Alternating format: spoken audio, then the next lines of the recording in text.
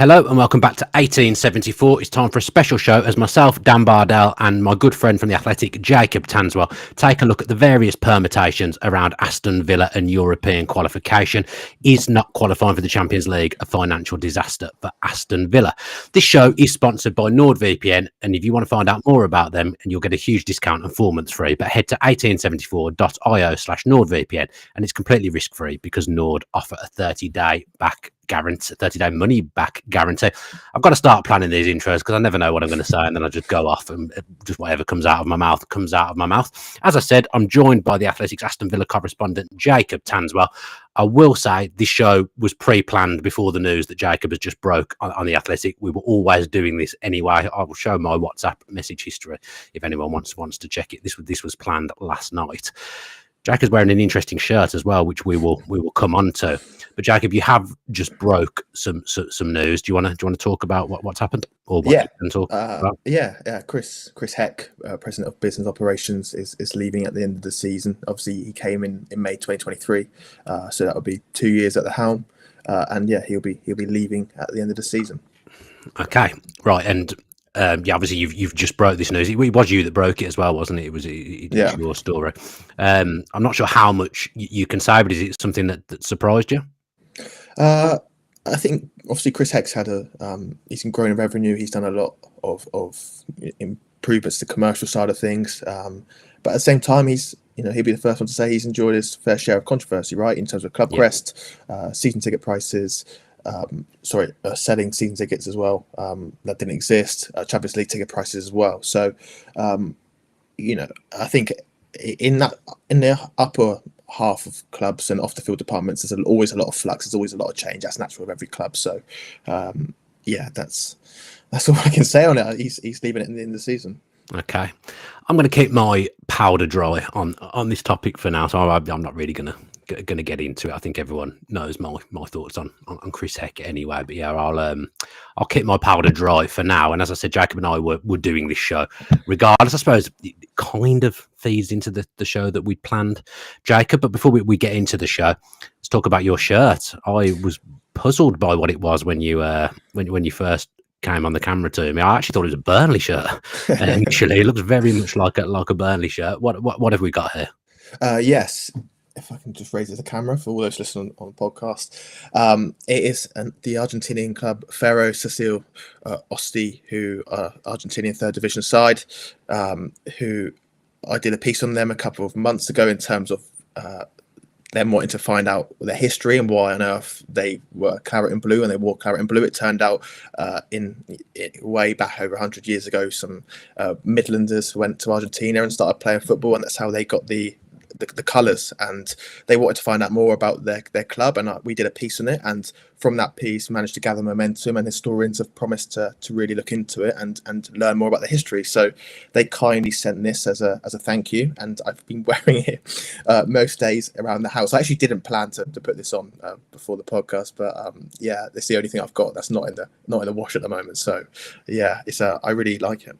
Yeah, someone just said here, are there two Dan Bardells? I'm not sure what that's alluding to. I mean, we make tons of errors on this channel, and sometimes people's names are wrong and whatnot. But a lot of people are saying there are only two Dan Bardells. But mine says Dan Bardell and Jacob Tanswell, so I'm very unsure what. What does yours say?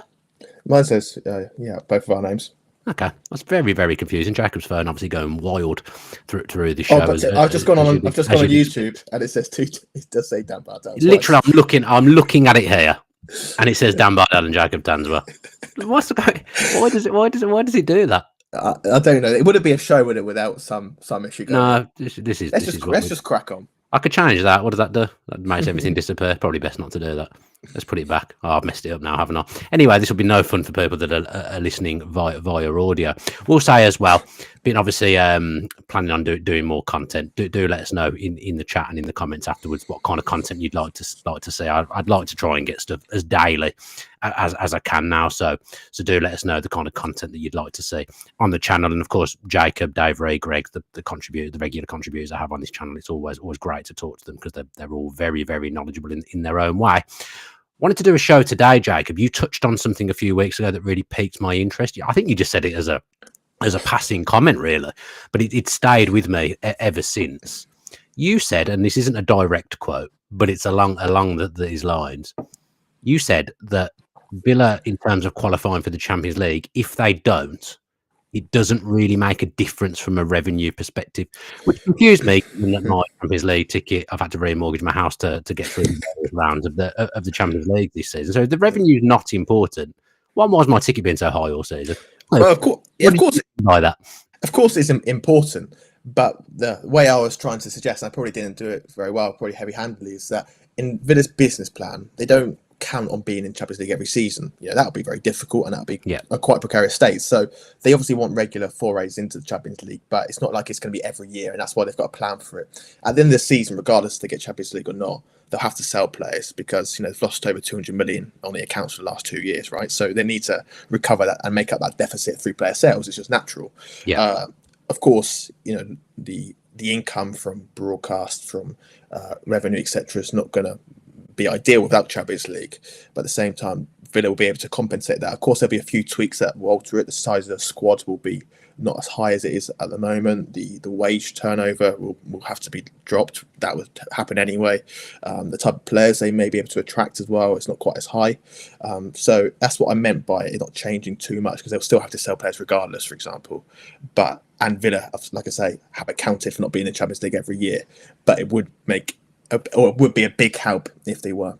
Yeah, I mean, I might have to start paying you soon, Jacob, because actually you did an article on Emi Martinez this morning, and then promptly some links to Saudi came up. So I did want to touch on that at some point this week, but we won't do that now. We'll save that for another day. But yeah, do go and read all Jacob's pieces on the Athletic, because there's some brilliant content on there over the last week or so. And before that, he didn't just suddenly become good in the last week. He's been good for the last couple of years. So I've been thinking, my first kind of thought around this is obviously, and I wrote an article about this myself yesterday. Obviously, I want to qualify for the Champions League. Yeah. I feel spoilt this season. I've loved being in the European Premier competition. The games at Villa Park have been absolutely magical. There's been some results and some nights that will stay with Villa fans forever. And Gabriel Bardell said this on TalkSport a few weeks ago. Now I've had an experience of it as a Villa fan.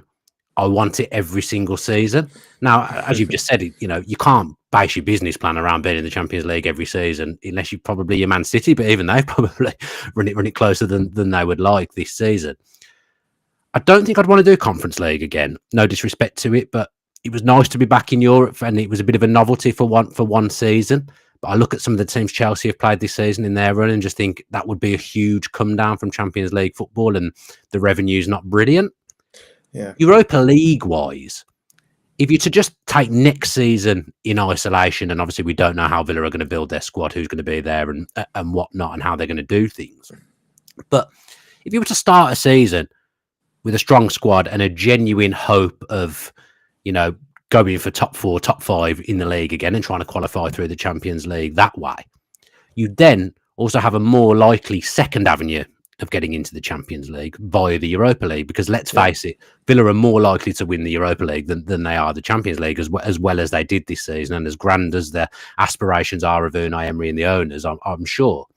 But actually, I don't think being in the Europa League, and it's a kind of a new competition for us in many ways because we haven't been in it for so long, I don't necessarily think that's a disaster for Villa, just in terms of, I'm talking not even from finances here, I'm talking from a football perspective and gunning for Champions League on two fronts. I don't think that's a bad thing. No, of course it'll take a hit in the pockets in terms of broadcast revenue, and the revenue would dip. But ultimately, I've quite enjoyed the thought that Villa could complete the set in terms of the European competitions in 3 years, and not many clubs do that. And no team has a God-given right to be in the top 4, top 5 every season. If you look at even the last decade, not every team has made that every year. Some teams always drop out. So I think it'd be quite naive for any club to censor their business strategy on basically a be all end all in terms of qualifying for the Champions League. Villa are realistic in knowing that, of course, they want to qualify. That's their target every year. but there's a lot of good teams that could spend a lot more money than them because, Chelsea, Man City, for example, they got their investment when there wasn't a PSR age. They could just pump as much as they wanted to, and they could accelerate high up the table as much as they want. Really have got to be careful. They've got to build incrementally, and that's how they'll do it this time. But I think Europa League will be interesting, right? I know Chelsea's Conference League hasn't been a very good campaign at all, but when Villa were in there, there's some good teams in there. Yeah. I think Villa would absolutely breeze this Conference League. So if it's like last time Villa were in Champions Conference League, I think they would be happy with that. But obviously Europa League is another step above, higher revenue, etc. So I think that wouldn't be the be all end all. But at the same time, Villa's can have a busy summer regardless in terms of personnel. So look forward to all of that. You only have to look as well at Manchester United and Tottenham this season, who've had absolute write-off seasons in the Premier League. I mean, I hope to God neither of them wins the Europa League, because I think it would be, if Villa finished sixth, for example, and weren't in the Champions League next season, and I saw one of those two clubs lining up in the Champions League next season, I don't think I'd feel very good about that at all. But it does show you that it is a valid path because the Premier League's so strong, and as I say, Manchester United and Tottenham have been absolutely atrocious all season. Villa would be a massive fish in a Europa League pond. And even let's say Bournemouth qualified for the Europa League, or Fulham, I think they'd have a huge chance of winning it as well, because the strength of the Premier League compared to like the teams that are outside the Champions League in Europe now, the Premier League's better. Yeah, it is better, but what you've got to realise, and Villa were the perfect examples or victims of that last year, is that there's going to be a lot more games. So, for example, let's take Bournemouth. They've got a very slim squad. They haven't got much strength and depth. I'm sure they'll probably add. They should have signed Tanswell up, shouldn't they, when they had the chance? They need centre-back. They need that centre-back. Dean Howson's not the answer, but they've got a really slim squad, and although they'll probably add to it, going into the Conference League or Europa League or any competition next year, they're gonna be on their last legs at some point in the season. They'll probably. They will probably come up short like Villa did last year. So I think it's a good path for teams that have got big depth. So I think Villa next year will have far better depth than Bournemouth will, for example. And so they'll have a much better chance of getting in and winning the Europa League or Conference League than they will. And also, like you say, Villa can go on two fronts, can't they? They can attack the top 5, top 6. If they don't materialise there, and they're with 4 or 5 games to go, they're 9th or 10th, they can really put all their eggs in the Europa League basket. So, I don't think it's the end of the world at all, albeit everyone's got used to these brilliant Champions League nights, and the players have as well, right? So it'll be interesting to see. Yeah, I mean, I'm absolutely on it with the content at the moment. This is another show I want to do, actually. I want to do a show looking back at Villa's summer window, because I genuinely believe if Villa had the squad that they've got now at the start of the season, we'd be talking about them being a lot closer to Arsenal in second, rather than battling to get in the top 5. I genuinely believe that. I think the summer window ultimately will let Villa down, but I think there's caveats to why they operated in the way they operated in the summer. But in January, we saw Villa kind of rectify the problems of the summer and leave their squad in a really, really healthy shape. And I think we all, as Villa fans, marvel at the options that we've got on the subs bench most weeks, and the amount of times a sub has come on and changed the game for Villa outside of the last few games. We can all name examples of games where that's happened. To put it in simple terms, Villa signed Marco Asensio and Marcus Rashford, obviously on loan in January. Are they coming to? Do you think if Villa weren't in the Champions League? Now, I'm not talking about finances here, but if Villa weren't in the Champions League, would those two players have come to Villa? I think that's a difficult question to answer. No one really knows I'm asking you to kind of go back and reinvent history, which is a bit tough. What I will say is, though, is that let's be honest. If we'd be mistaken to say that this Villa was Rashford's first choice club, right? He kind of scoured the market with his agent. He looked at other clubs here and abroad, and Villa was like one of the few options remaining. And I'm sure it carried an appeal that Villa were in the Champions League, but at the same time, they weren't at the top of his list. Yeah. I think it might be a little bit different with Asensio, obviously the Emery relationship, but at the same time, if Villa weren't in Champions League and they weren't in any league, Villa might have thought, okay, do we really need this much depth? Villa are quite mindful. They've said it. Some staff have said it to me, is that if they were in Champions League going into the second half of the season, they would probably not buy as many players. They'd probably sign 1 or 2 maybe, because they'll have too many players and it threatens to derail the squad's spirit, doesn't it? If you have too many players, the fact is that all these players are getting fairly good game time because Emery can rotate. So I don't know the answer for sure, but certainly being in the Champions League did help Villa really just being quite aggressive in who they signed in January. I mean, we're touching on the summer, and you're saying Villa are going to have to sell someone or sell players everywhere, and anyway, and they're going to have to be a little bit creative maybe in what they do in the summer, just like they were last summer. Although I don't think things are as extreme as they were 12 months ago with regards to PSR.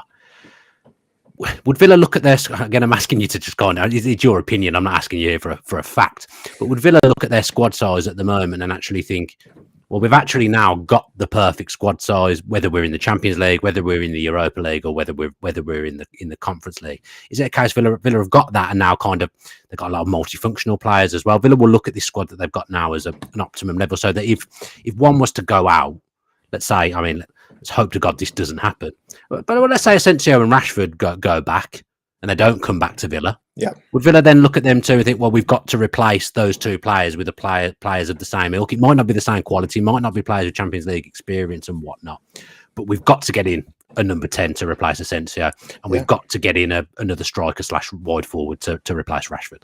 Yeah, I think so. I think they look at this squad depth and think, right, we're doing very well. We've got a clean bill of health now, but even if there are a few injuries, we've actually got good cover.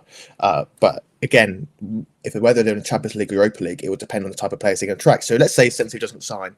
If they're in the Champions League, they'll be able to get a really quite a good premium number 10. Europa League, another step down. Conference League, another step down from that. So Monchi and Emery, the data guys, the recruitment guys will all have their list, and they probably work on going down the ladder, almost down the short list. So if they're in the Champions League, like I said, they'll get top tier talent. Obviously, I don't think it's going to be quite as pressing as last year, but Villa, they know what they've got to do this year in terms of PSR, because if you haven't read it, Chris Weatherspoon, who is our incredible athletic writer, the Athletic hired him a couple of months ago to basically just go through every single club's accounts and what the state of play is, and it was so. Is he just a football finance guy for the Athletic? No, that's his job for the rest of time. But you know what I mean. He is, and he's wonderful, because PSR and the accounting year is something that I don't particularly enjoy doing. I'm not very good. I can admit that I've never been very good at maths. I've never been very good at anything like this, but he can break it down so well. So I'd implore that everyone reads that to get a far better, more accurate prognosis than I can give. But again, you obviously saw Villa lost 119 million the year before, 85 million this year, and Chris works out that Villa probably needs no more losses than 15 million in the next accounts. So they've got to be very mindful of that, and potentially selling players before June 30 is an option they might have to do. So if they do sell, let's say they sell 3 players out, and you're talking about squad depth now, they sell 3 players, they probably think, okay, we've sold these 3. We probably need, if we are in the Champions League or Europa League, 3 players to replace them. So I do expect Villa to get a lot of their business done pretty early in the summer. So it wouldn't be a case of, well, Rashford's not coming back, but actually we've got Marlon, so he's barely played. We can use him to replace Rashford.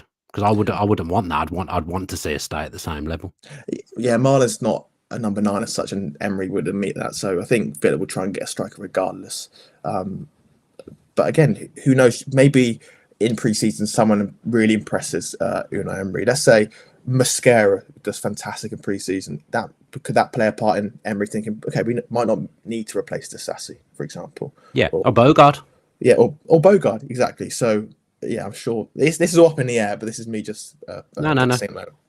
I think everyone watching knows that we're not speaking in absolute facts here. There's an element of knowledge more so on your behalf than mine, but you can read between the lines of certain things and make assumptions on certain things, and just try and weave and work things out in your brain of which way Villa might go.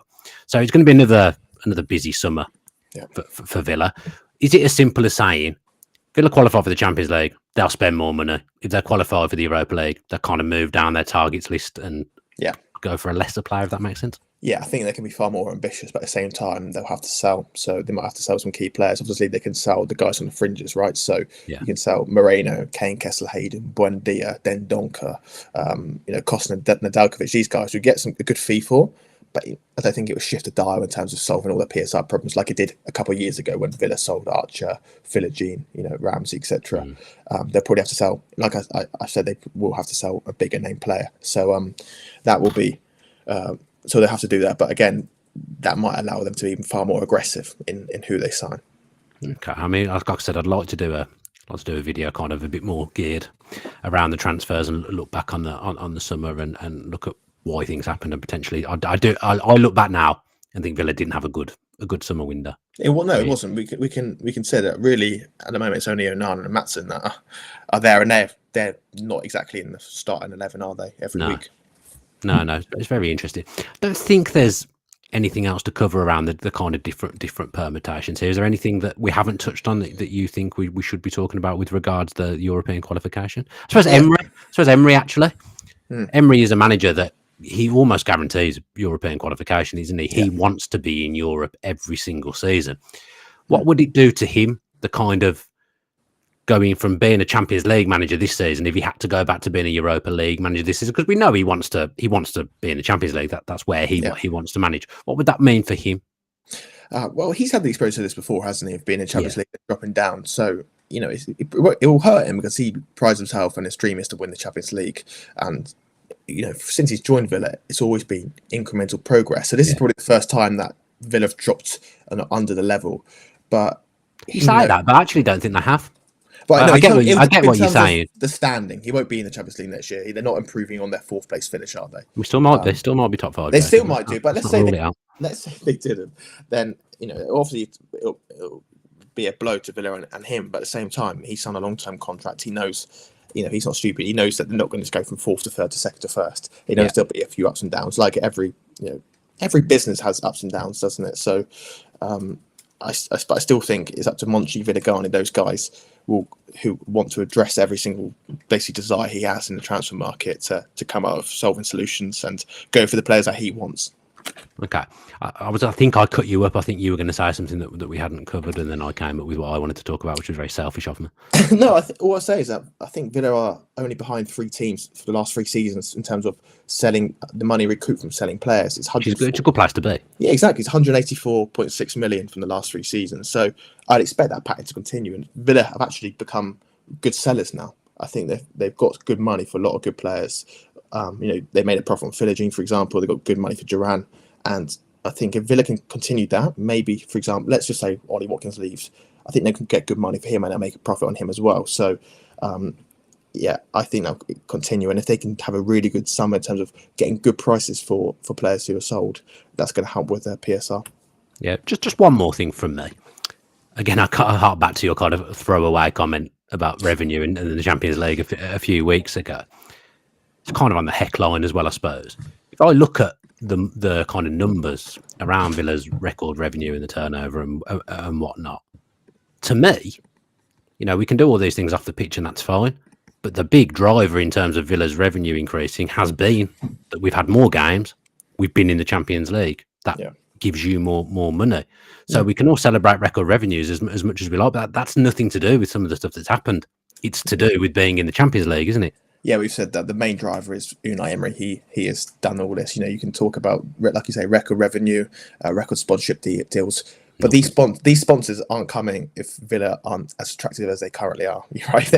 If they're 12th, and Villa wouldn't have the record revenue if it wasn't for Unai Emery. So, I'm sure all these other things do help to the bottom line, but they don't make a huge difference compared to what Emery's doing and what the club are doing on the field. So, and as a result, the off the field, such as Heck, has benefited hugely from what Unai Emery's doing. Of course he has.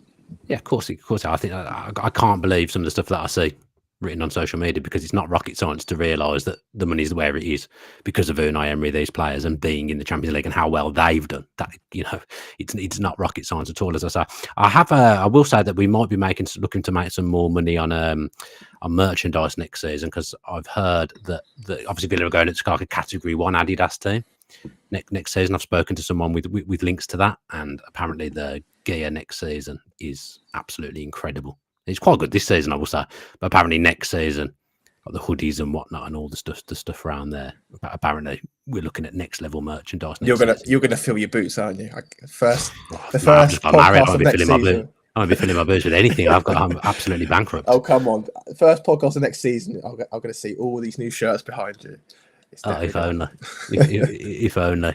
Right then, I think that does us. Let's not get into a talk about my finances on the on the podcast. Jacob, thank you very much for coming and speaking to me today. Moving away from breaking news on the Athletic to come on a podcast with me and have a chat. And thank you to everyone that's joined us live as well, and to everyone that will go on and watch and listen. By now, if you listen every week, I don't even need to repeat the spiel, so you know what I want you to do. I'm going to try the tactic of not actually saying what it is this week and seeing if that makes an improvement to things, because I ask for the same things every week and don't really get a reaction. So if you are watching or listening and enjoying the content, if you can please do all those things that I talk about every week, that would be much appreciated. Be back with shows on Thursday and Friday as well, so watch out for them. And yeah, Jacob, keep repping claret and blue, and only one thing left to say: up the Villa.